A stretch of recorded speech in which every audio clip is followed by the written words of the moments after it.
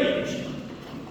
And we said that the minimum wage is a binding price floor, which sets the legal minimum. And the purpose for the government to put in the minimum wage legislation is to help the low-income, low-skilled workers to make more money. However, as we demonstrate, to increase the income for these low-skilled workers, the proper way to do it is to raise the skill level.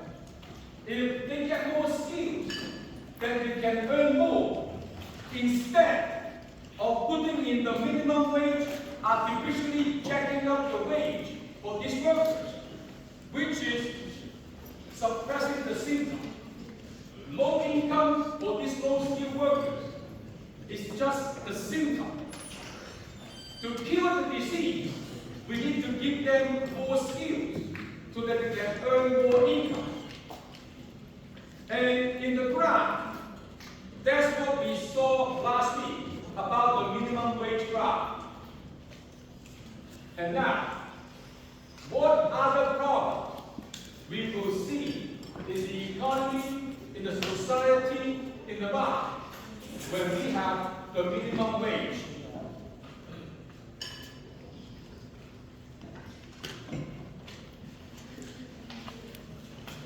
First, when the minimum wage is above the equilibrium wage, it actually creates the excess supply. In other words, there will be more people looking for jobs than jobs available in the market. And therefore, workers who want to improve their livelihood to get higher. Now, if there are more people looking for jobs than jobs available, that means not everyone can get a job. So if you are in this market, for you to make sure you get a better chance to get a job, they all resort to overqualification. In other words, this is what the textbook refers to as higher quality than necessary.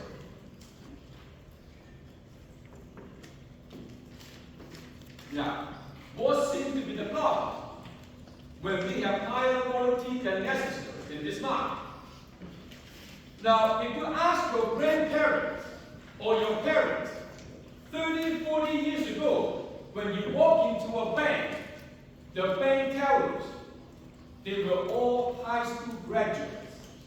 In other words, to do the job of a bank teller, taking money, giving money, a high school graduate will be able to handle this task. And now, after 30, 40 years of continuous increase in the minimum wage, nowadays, when you walk into a bank, the bank tellers are all with university degree. Do you need a university degree to become a bank teller? You don't. The bank teller job pretty much the same as 40 years ago. Taking money, giving money. Why do you need a university degree to do the same job that a high school graduate is qualified for? So, in other words, this is a waste of society resources.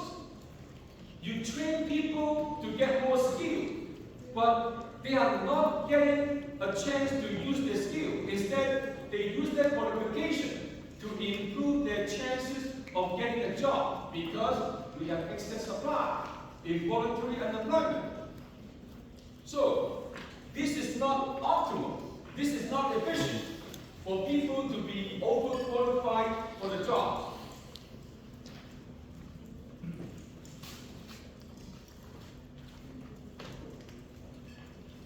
And besides that problem, is that now the sellers, not all are able to sell. That is, not all the workers are able to find jobs. In other words, the sellers would have to find a way that is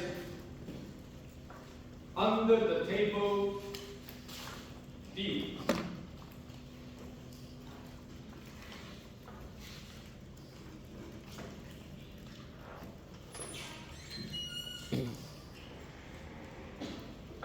So, for example, pizza delivery guy. Now, for a pizza store to hire a pizza delivery guy, that business would have to ask, what is the value of this pizza delivery guy to the business? Well, $12, $13 an hour to help deliver the pizza. But now, the minimum wage is over $16. So in other words, the pizza business would not be willing to hire a pizza delivery guy unless this guy is willing to accept what the firm is willing to pay. That is around $13. But $13 is illegal because the minimum wage is $16. So what do? The pizza business paid $13 in cash. And the guy delivering pizza, receiving $13 in cash, not reporting the income, the guy could continue to stay on welfare payment or unemployment insurance benefits. The government will be losing tax revenue.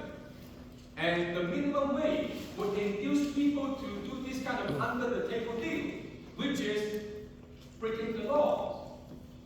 Now, without the minimum wage, everything was fine.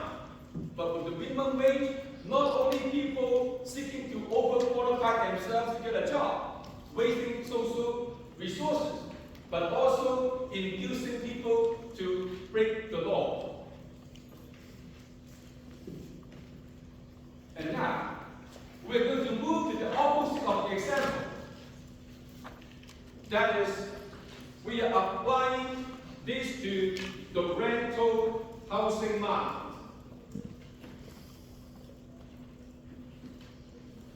The price in this market is the rent.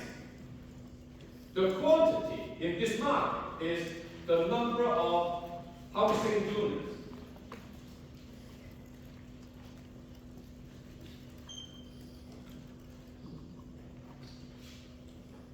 So, why would the government want to enter this market and interfere with the operation of this market? Because of one thing. The government observes rent has been rising year after year to a level that is no longer affordable to low-income households.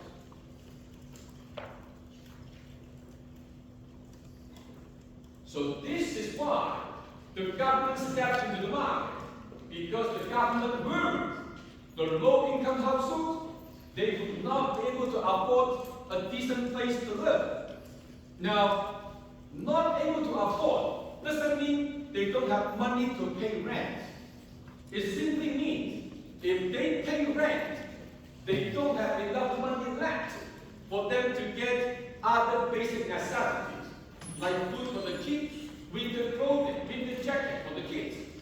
So they will have to sacrifice a lot of other basic necessities in order to pay rent.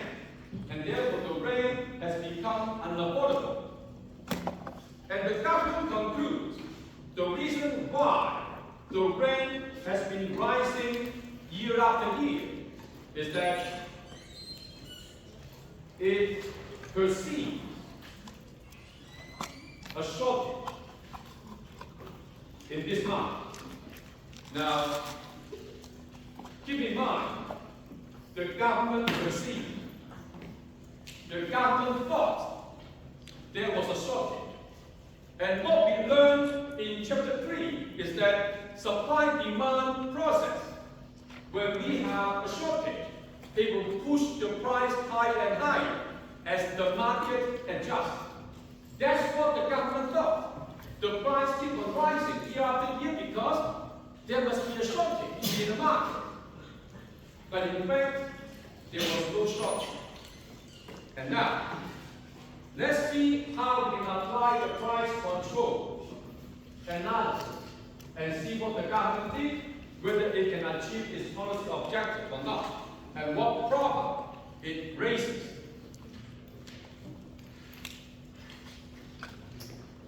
So, in this market,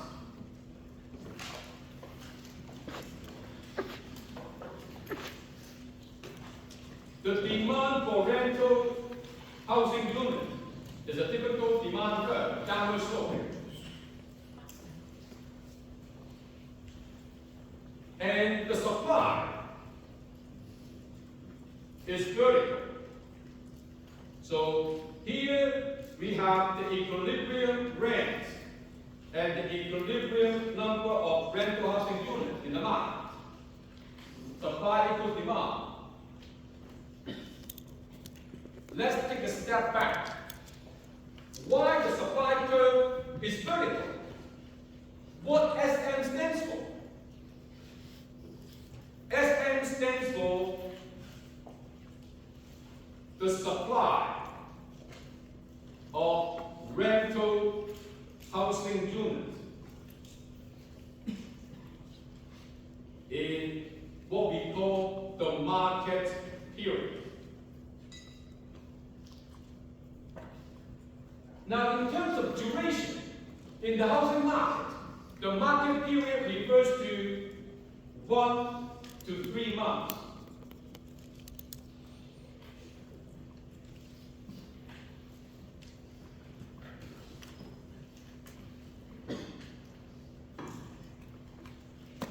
So last week, when we talk about elasticity, we looked at this kind of supply curve. We said this is a special case.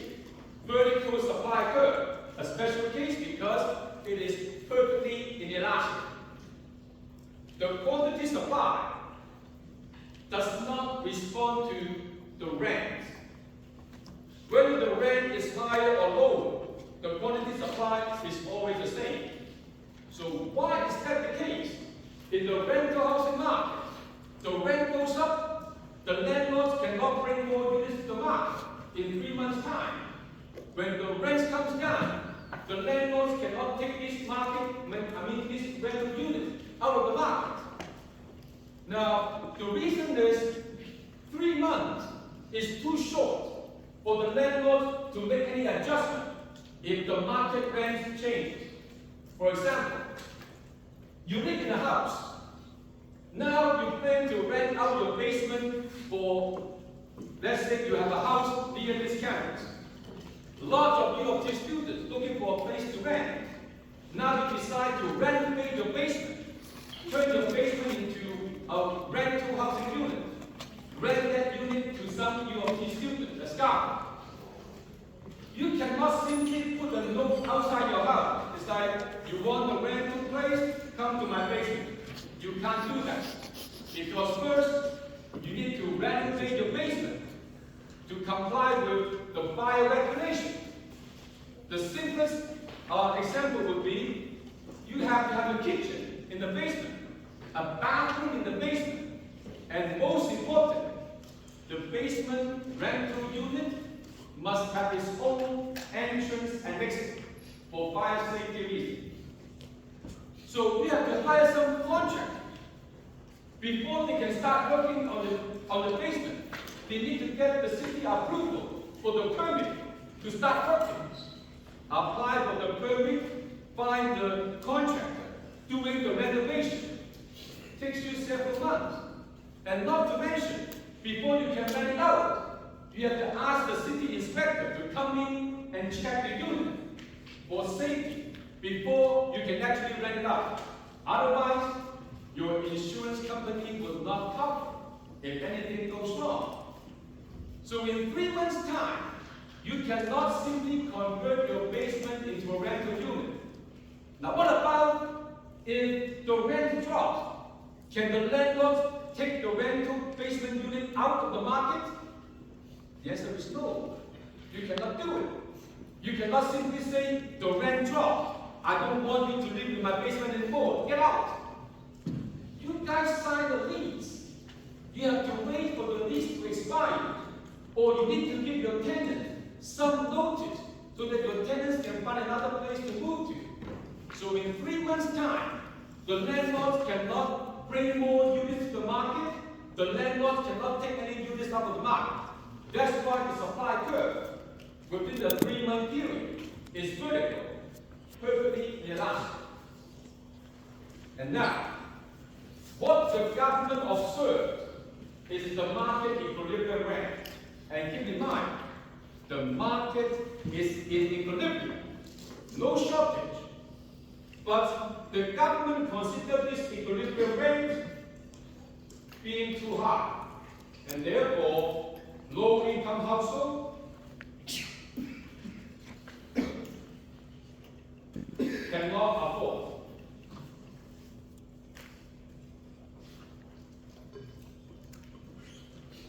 So, when the government considers the market equilibrium price being too high, worrying about the low-income household, what the government would want to do is to see the rent drop to help the low-income household. And therefore, what the government would do is to implement the rent control. Make it stay below the equilibrium rent. In other words, this is not the legal maximum. Anything above will be illegal. So, in fact, this rent control legislation has effectively outlawed the equilibrium price because the equilibrium rent is now in the illegal zone. So, the rent control policy prevents the market return to equilibrium. And this is what the government wants to see. The government wants to see a lower rent for the low-income household, make this rental unit affordable. And immediately, what will happen with the rent control policy is that now it creates immediate shortage. Without the rent control, the market was in equilibrium, even though the government thought there was a shortage. And now, with the rent control, this perceived shortage has become a real shortage in real life. So the rent control actually creates a shortage right away. Now, if you remember chapter 4 about consumer surplus, producer surplus, and chapter 3, supply demand, when we have a shortage, who will be more uncomfortable? Would that be the buyers or the sellers? Yeah, the buyers. Because not all of them can buy what they want to buy. Why the buyers are not complaining in this case? So, not all of them can find a rental housing unit. Why nobody complain? Because in the beginning, everyone had a place to stay. Now, when the rent was high, everyone got a place to stay, but some of them are what we call doubling up. Now, a couple of years ago, my daughter went to downtown New York City. she rents a condominium unit, 1 bedroom with her friend. So 2 people living in a 1 bedroom apartment condo. They doubling up. When the rent drops, some of this doubling up would want to undouble. You still have a place to stay, but now you're looking for your own rental unit to rent. But of course, you cannot find one because there's a shortage. But you will not complain because the rent drops and your consumer surplus increases. So that makes the buyers happy. And that's why the tenants, they are not complaining about the shortage. Yeah? If people are having to double up in order to make use of the available supply, wouldn't that imply that there is a shortage, since there's people who have to double up in order to actually have a place to live? No. At that market rent, everyone wants to rent, they do get a unit. Whether it's doubling up, tripling up or not. Right? Nobody is living on the streets. So this is equilibrium. So, this is what happened. Even though the buyers are not comfortable, but they do not complain because they get larger consumer surplus as the rent drops. And now, after 3 months, what would happen? The supply will become a little bit positively sloped. So, this is the short-run supply curve. Usually, it's about 3 months to 2 years. So this is the time frame.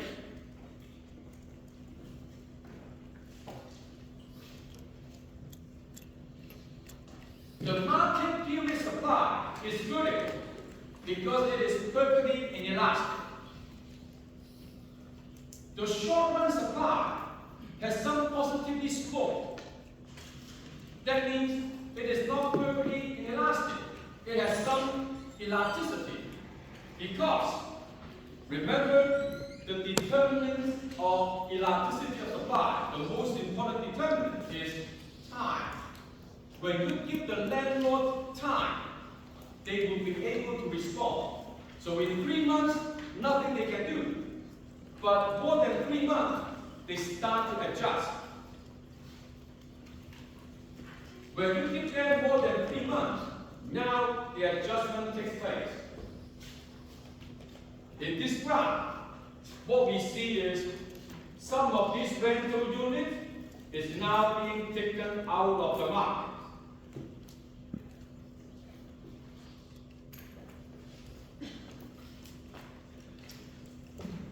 And in the short run, what we see is more time,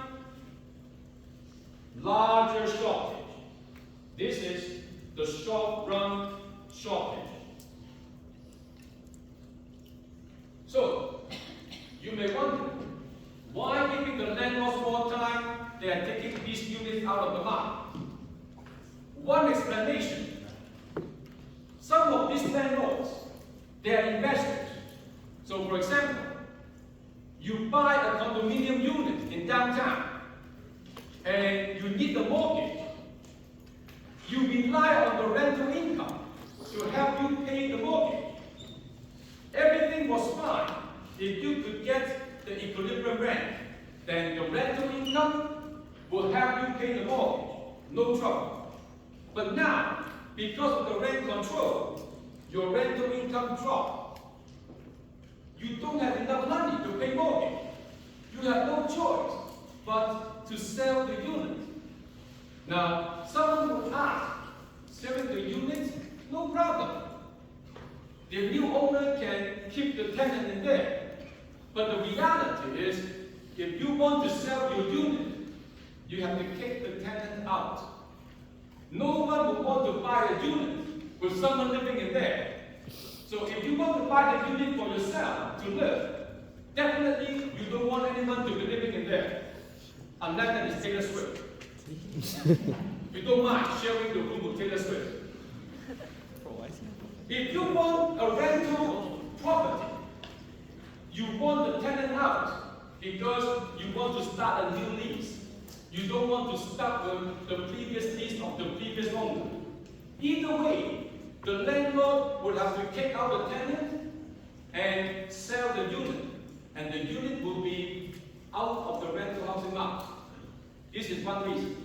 Another reason is, if you rent out your basement to some students for $1,500, and now the rent is being reduced to only $1,000, you may think that for $1,000, it is not good to have a stranger live in your basement, because having a stranger living in your basement, you will lose a lot of privacy.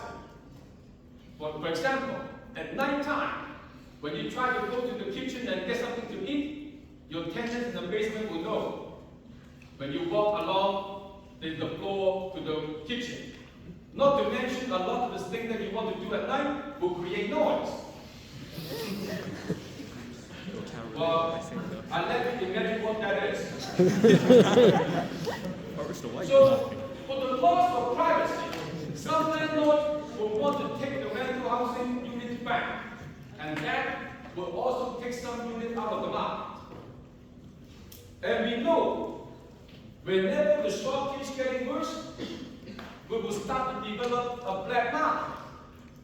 What does it mean? It means now, some of the people in the rental housing market, they are so desperate.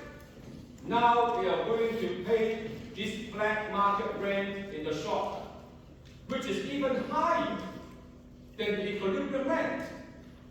In other words, if the government did not do anything, everyone would simply pay the equilibrium rent. But because the government put in the rent control, now some people, they will have to pay the black market rent. Now, who are these people so desperate? Some of you guys. Yeah? You guys start the school year in September. You come here in August. You desperately need the unit to stay. Otherwise, you'll be living on the street.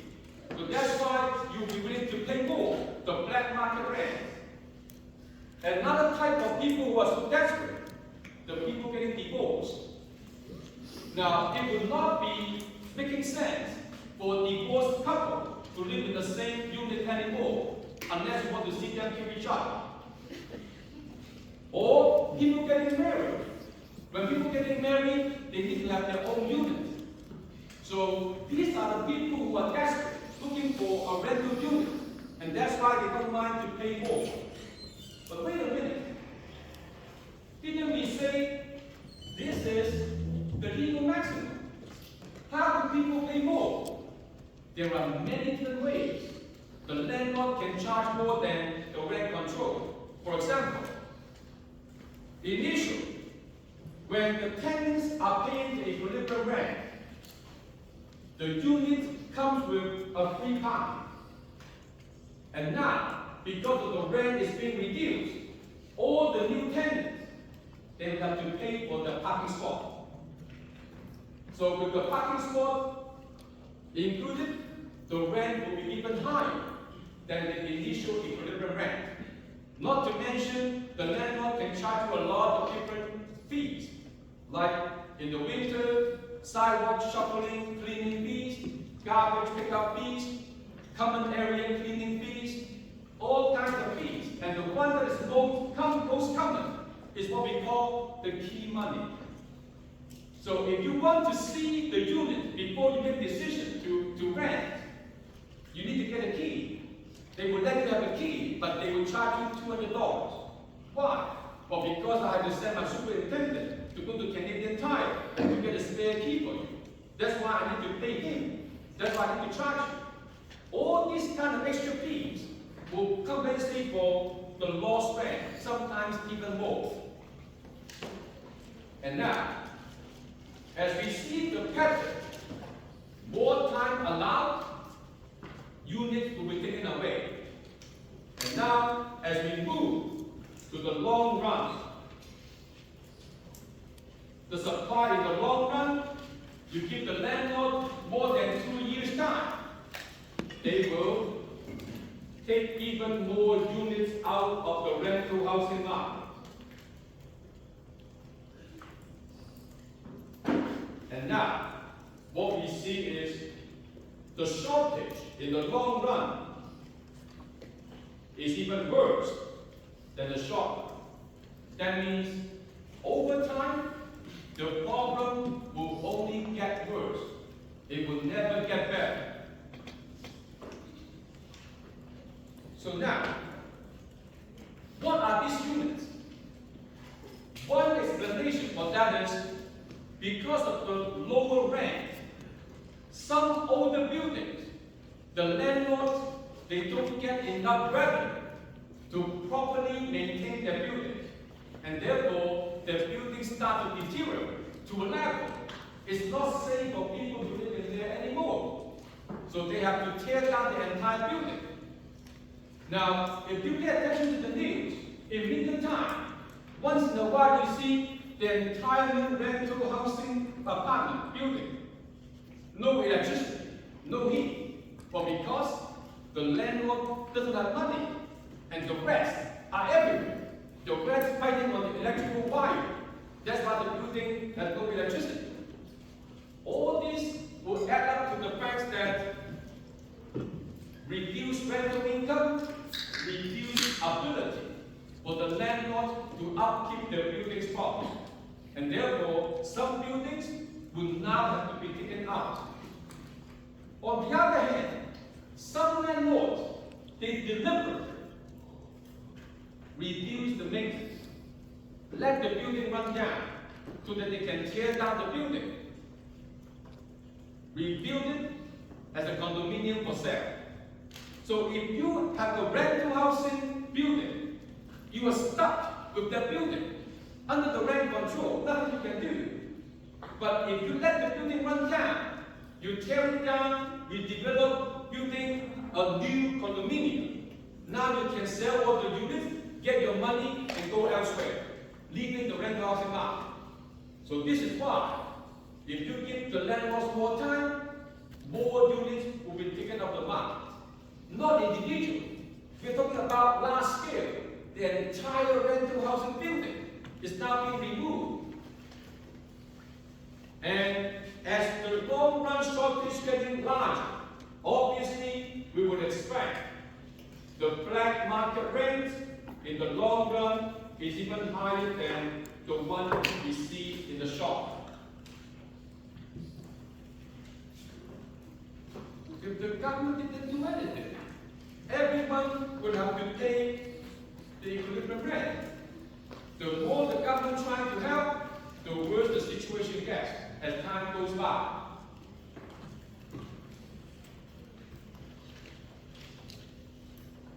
And now, government policy objective.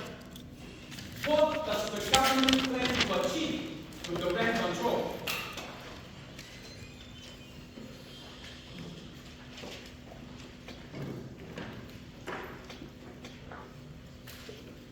First, perceived shortage. Second, affordability. The government wants to see the rents to be low.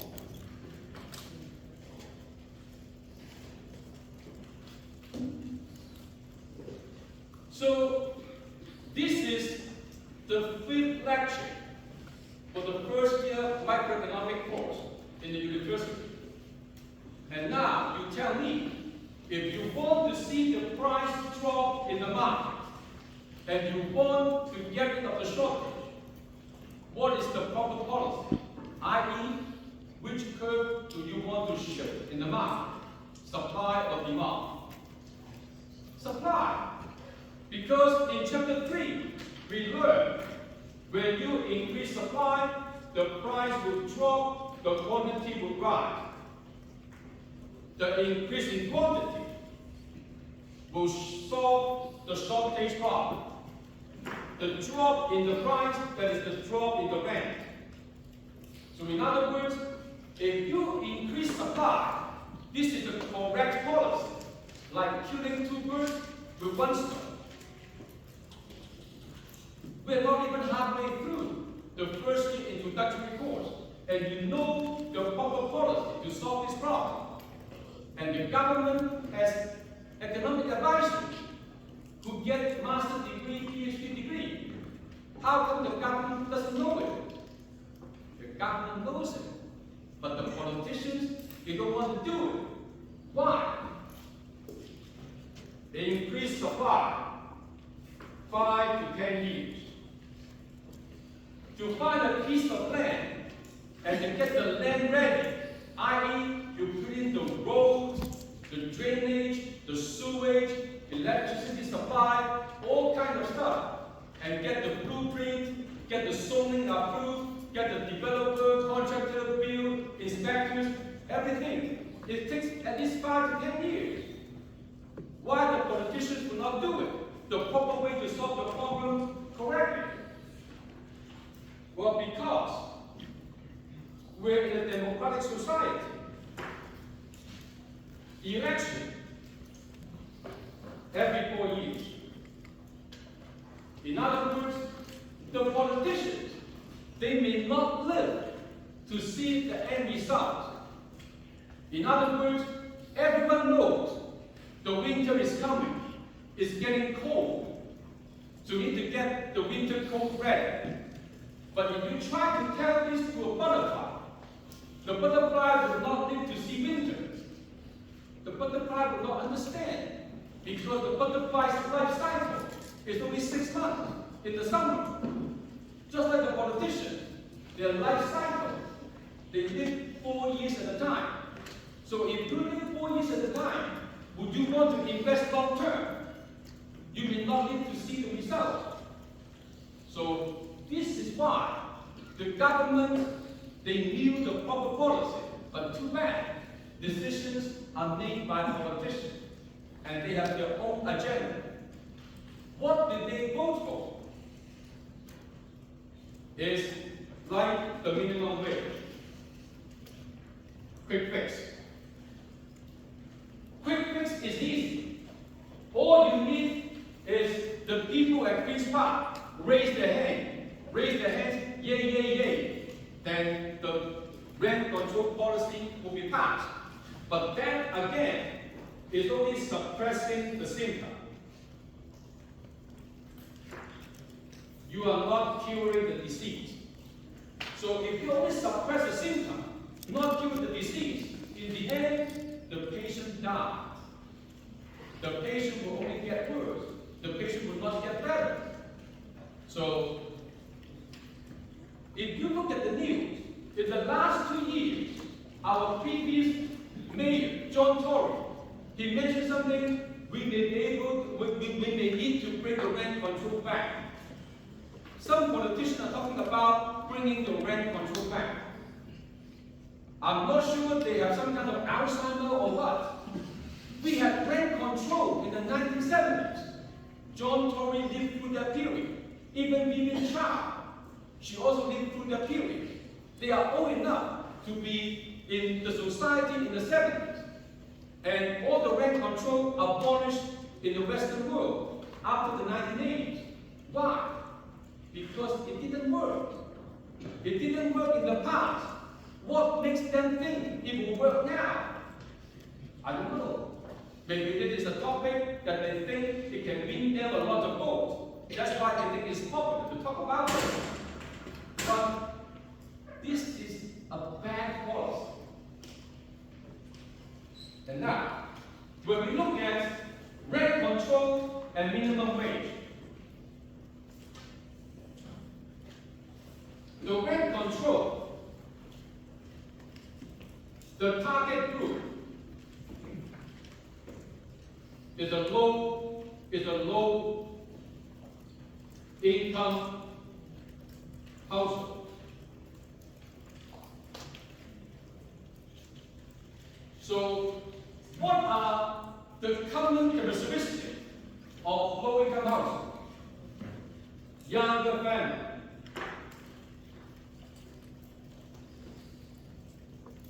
less stable income. And with younger kids.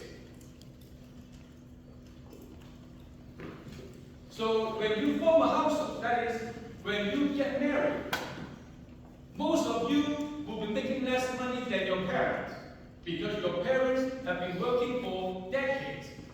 You just start working a couple of years. Your income will not be higher than your parents. And that's why the low-income households are more likely to be younger families. And younger families means you don't work that long. And if you do not work that long, you don't have that much job security. Less stable income, less job security.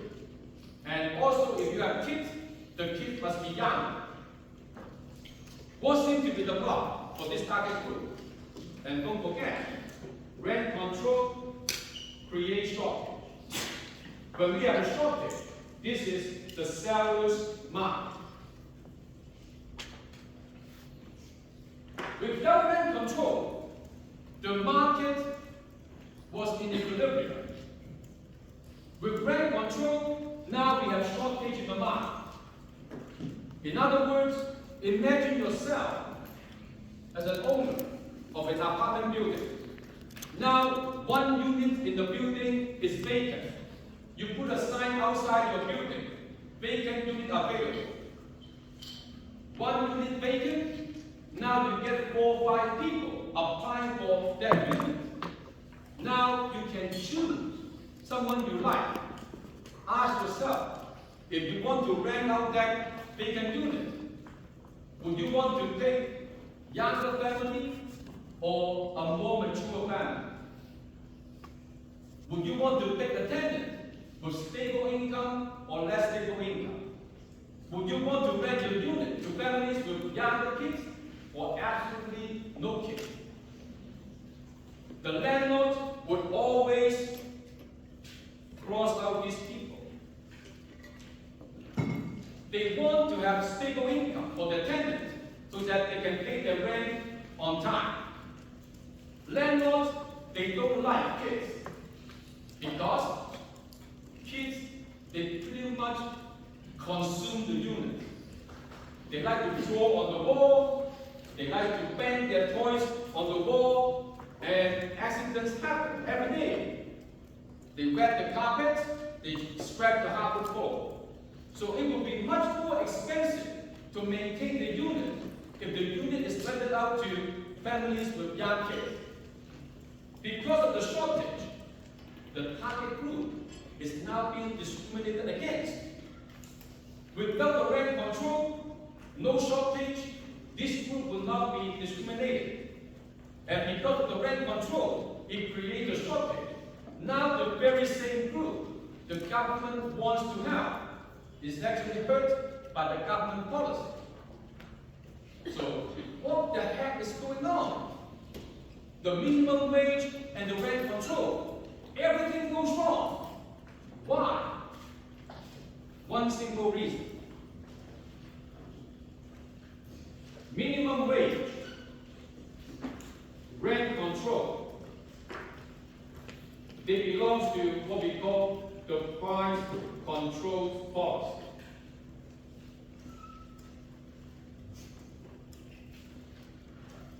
Now in economics, as we learned in chapter 3, price is a signal. In other words, the price control policy messing up this signal.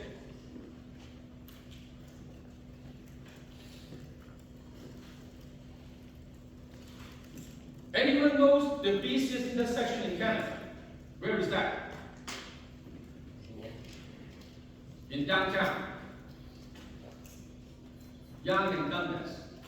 The busiest intersection in Canada. How often do you see traffic accidents at that intersection? You rarely hear any traffic accident at the intersection because we have automatic traffic lights to tell people when to cross, to tell the cars when to start moving and stop moving. Now imagine, one day, Justin Trudeau, because of the divorce, he got some kind of PTSD. He went to the downtown business intersection and messing up with the traffic signal. What would happen? Car crashes into people. So, in other words, if you mess around with the signal in the market will be in chaos. So what we learned from these two examples, the price control, is the fact that if the market can function properly, let the market function. Do not try to interfere with the market operation. What about the people that need help?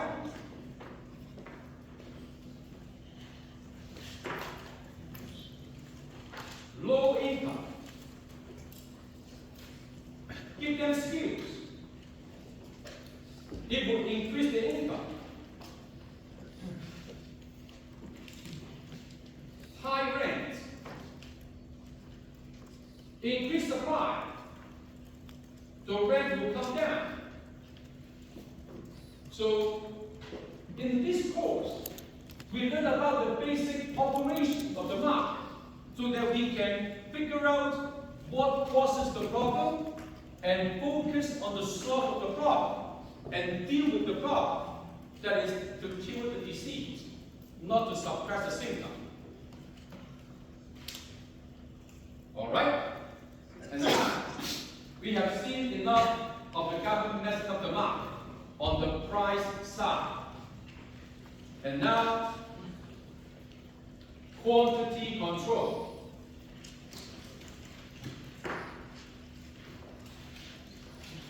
Suppose we have supply and demand. And this is the equilibrium price, equilibrium quantity. And now the government imposed the price ceiling. Oops. The price floor. So that this is now the quantity exchange under the price floor. Because at this level of price, it doesn't matter how much the sellers want to sell, only this much will be exchanged in the market.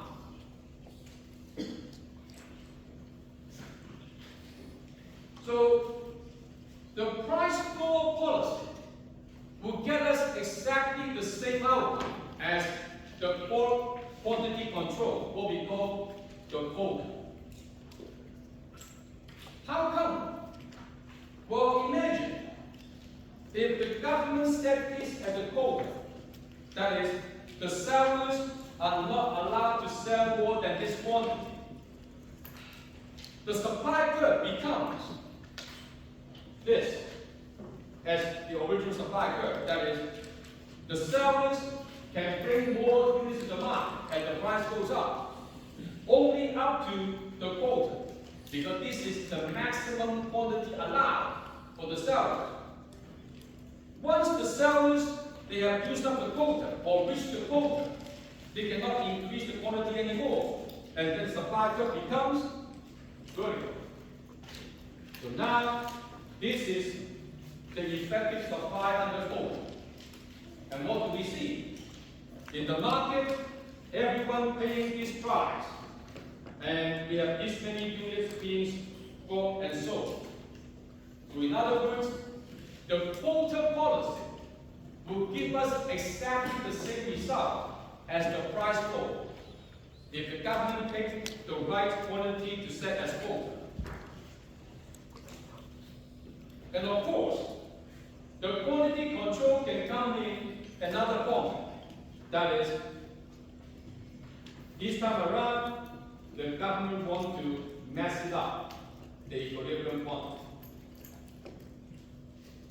One example would be if the government considers people are drinking too much in Canada. They want to reduce the amount of drinking in Canada. Reduce this.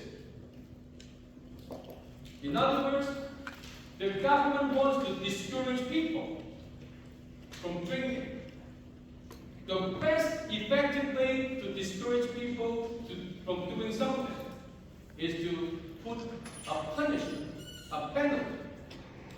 So in this case, the penalty is imposed as a tax. So after the break, we will see how the tax is changing the market outlook.